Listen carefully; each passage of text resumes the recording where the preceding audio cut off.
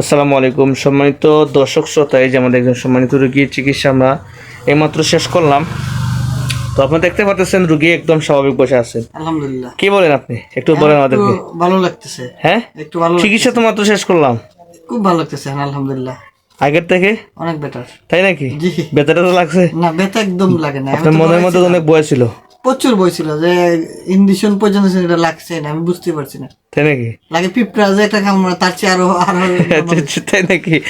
আপনার মধ্যে কি বয় ছিল, কি করবো না করবো, মানে এইটাই আমি ডরেছিলাম। আর এটা নাক বইলা তো কথা, এটা আমার একটু বেশি ফিল করতেছে কি হইব কি না, কি হইব কি না আল্লাহ জানে। হ্যাঁ, আমাদের লোকেশন কিভাবে, লোকেশন পাইছেন কিভাবে? কাছ থেকে শুনছি আপনার কথাটা। মানে উনি পেশেন্ট চিকিৎসা নিছেন, নিছে, উনি ভালো হয়ে গেছে? হ্যাঁ আলহামদুলিল্লাহ। মানে ভালো হওয়ার পর আপনি আসছেন, আসছে। তাই নাকি? জি, উনি আমার পাঠাইছে। আচ্ছা আচ্ছা, আলহামদুলিল্লাহ। যাই হোক, আমরা চিকিৎসা শেষ করলাম, রোগী একদম স্বাভাবিক। অনেকে আমাদেরকে প্রশ্ন করেন বা বারবার প্রশ্ন করেন যে অ্যাসিড কিনা, বই পাবো কিনা, বা ব্যথা লাগবে কিনা, নানান প্রশ্ন।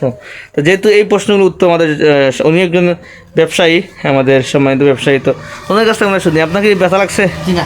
জ্বালাপোড়া করছে? জি না। হ্যাঁ, জি না। আপনার মুখ থেকে বলেন। না, ব্যথাও লাগে না, জ্বালা পুরো করতেছে না, স্বাভাবিক আছেন? স্বাভাবিক আছে আলহামদুলিল্লাহ। মানে আপনি একদম রিল্যাক্স, রিল্যাক্স। বয়ে কোনো কারণ নাই? জি না। আচ্ছা, যাই হোক, তো আমরা আশাবাদী। আর সবচেয়ে যে বিষয়টা ভিডিওতে আসার কারণ হচ্ছে এই যে ওনার হাতটা দেখে এখানে এদিকে বাঁকা হয়ে গেছে। এটা কিন্তু এরকম থাকার কথা, জি, জি। কারণ আমরা এই হাতটা বাঁকা হওয়ার কারণে ওনার লেফট সাইডটা টোটালি বন্ধ। এই দেখেন বন্ধ। হ্যাঁ, আপনার বেশি নাক, কোন নাক বন্ধ হয়? এইটা বামটা। এটা কেন বন্ধ হয়? কারণ হচ্ছে এই যে হাতটা আপনি বলছেন সেপ্টাম বাঁকা, বা হাতটা এদিকে চলে গেছে। জি। এখন কোন নাক বেশি ইজি লাগে? এটা ইজি লাগছে, আগে বন্ধ ছিল। জি। কারণ এখানে এই যে নেজাল পলিপের ভিতরে যে ময়লাগুলো ছিল আমরা এখন বের করে নিয়ে আসছি।